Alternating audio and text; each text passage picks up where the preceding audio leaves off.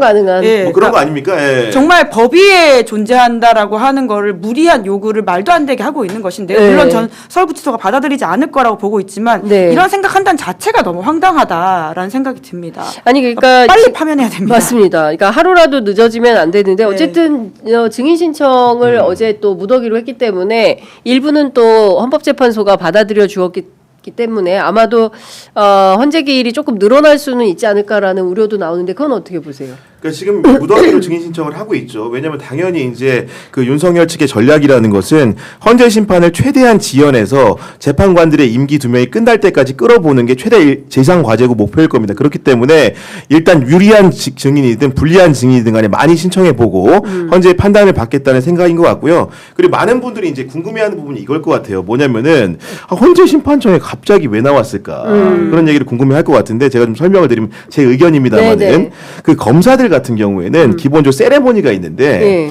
구속이 되면 다 끝났다고 생각해요. 아. 그러니까 그 피의자에 대해서 신병을 네. 확보해서 조사를 하는 과정에서 구속영장이 발부되면은 뭔가 구분응선 좀 넘은 거라고 생각을 합니다. 당연히 구속되면 기소가 되는 거고 재판에서 유죄 확률이 아마도 90% 이상이라고 생각을 할 거예요. 윤석열은 평생을 검사로만 살았습니다. 네. 자기가 구속이 됐어요. 더 이상 공수처, 검찰 조사, 법원 가서 갑론을박 해봐야 어렵다는 거를 잘 알고 있을 겁니다. 결국 마지막 남은 수단은 하나다. 헌재에서 내 파면을 막는 길이 유일무이한 방법이다라는 것을 검사 생활의 촉각으로 이미 한 겁니다. 예. 그러니까 네.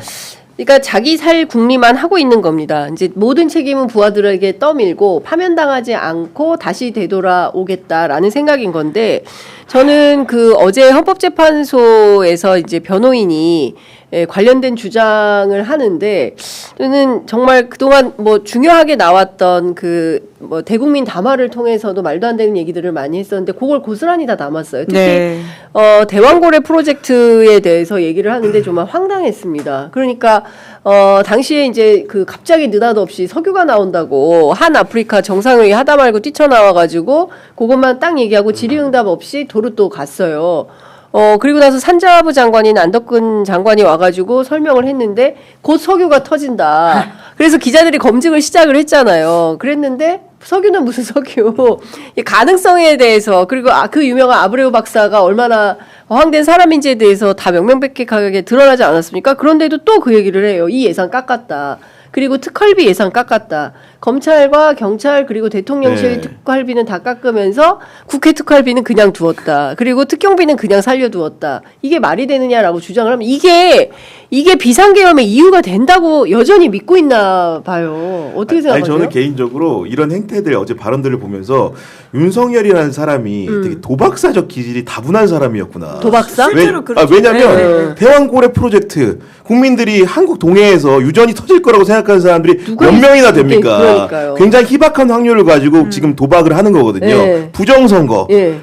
발생했을 가능성이 높다고 믿는 국민이 누가 있습니까? 그러나 여전히 본인은 2020년부터 2024년 총선도 역시나 부정선거 가능성이 높다고 생각하는 건데 남들이 희박하다고 생각하는 데만 지금 뭔가 갬블링을 하고 있는 겁니다. 그러네. 그러니까 이런 예. 기질이 너무 보여서 정말 걱정되는 겁니다. 보니까 예. 앞으로도 이제 체포영장에 불응하는 것들 예. 그리고 예를 들어 공수처 조사에 거부하는 것들 네. 대한민국의 여러 가지 확률 문제로 따지면은 가장 불안전한 방법 본인에게도 가장 불이익이 되는 방법을 택하는 것 같은데 인생의 선택 자체가 지금 보면은 뭐 아니면 도의 선택을 스스로에게 강요하고 있고 그런 걸 즐기는 것 같은 느낌이에요. 그러니까 윤석열의 삶의 방식을 오랫동안 지켜봐오면 사실 일관된 선택이었다고 볼 수 있는데요. 그러니까 흔히 말하는 이제 구술을 했다라고 하는 그 젊은 시절의 경험이라고 하는 것도 그러한 태도의 연장으로 보이기도 하고요.